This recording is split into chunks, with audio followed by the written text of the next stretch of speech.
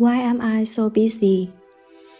When everything around me is moving so fast, I stop and ask, is it the world that's busy or is it my mind? We usually think of mind and words existing independently of each other. If someone asks where our mind is, most of us would point to either our head or our heart, but not to a tree or the sky. We perceive a clear boundaries between what goes on inside our minds and what happens in the outside world. Compared to the vast world outside, the mind nestled inside the body can feel small, vulnerable, and sometimes powerless.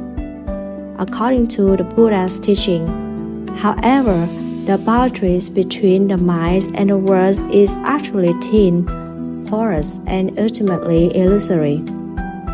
It is not that the world is objectively joyful or sad and produces a corresponding feeling in us. Rather, feelings originate with the mind projecting its subjective experience onto the world. The world isn't inherently joyful or sad, it just is.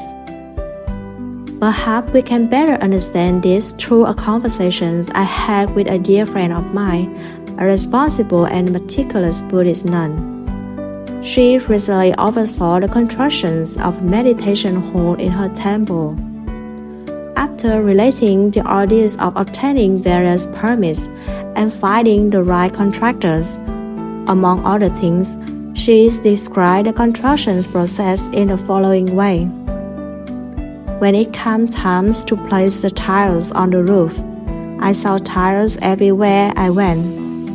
I noticed the materials they were made of, their thickness, their design, and then when it was time to install the floor, all I could see were floors. I naturally zeroed in on the color, origins, patterns, and durabilities of a hardwood floor. And then it suddenly dawned on me.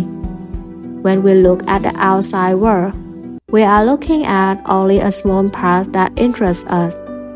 The world we see is not the entire universe, but a limited one that the mind cares about.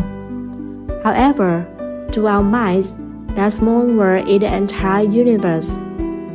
Our reality is not the infinitely stretching cosmos, but a small part we choose to focus on. Realities exist because our minds exist. Without the mind, there would be no universe. The more I reflected on this, the more her insights make sense to me. The world comes to exist because we are aware of it. We cannot live in a reality of which we are unaware. The world depends on our minds in order to exist, just as our minds depends on the world as the subjects of our awareness. Put differently, our mind's awareness can be said to bring the world into being. What our minds focus on becomes our words. Since this way, the mind does not seem so insignificant in relation to the worlds out there, does it? We neither can nor want to know every single thing that happens in the world.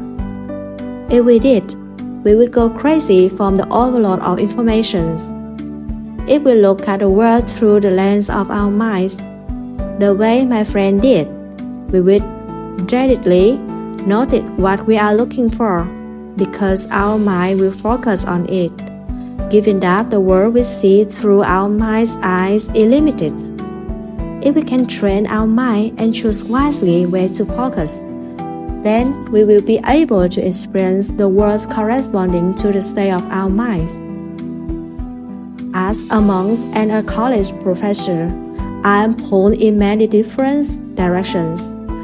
During the week, I teach and conduct research, and on the weekend I try a couple of hours to assume duties at my teacher's temple. During school breaks, my schedule becomes even busier. I need to visit senior monks, serve as an interpreter for monks who don't speak English, go to different temples to give Dharma talks, and carve out times for my own meditation practice. On top of that, I continue to research and write academic papers. To be honest, I sometimes wonder whether a Zen monk should keep to such a full schedule. But then I realize it isn't the outside world that it is a work with. This is all in my mind. The world has never complained about how busy it is. As I look deeper into myself to see why I'm living such a busy life, I realize that, to a certain extent, I actually enjoy being busy. If I truly wanted to rest, I could decline invitations to teach, but I have welcomed such requests because I enjoy meeting people who want my advice and helping them with what little wisdom I have. Seeing other people happy is a deep source of joy in my life. There is a famous Buddhist saying that everyone appears as a Buddha in the eyes of a Buddha, and everyone appears as a pig in the eyes of a pig. It suggests that the world is experienced according to the state of one's mind. When your mind is joyful and compassionate, the world is too. When your mind is filled with negative thoughts, the world appears negative too. When you feel overwhelmed and busy, remember that you are not powerless. When your mind rests, the world also rests.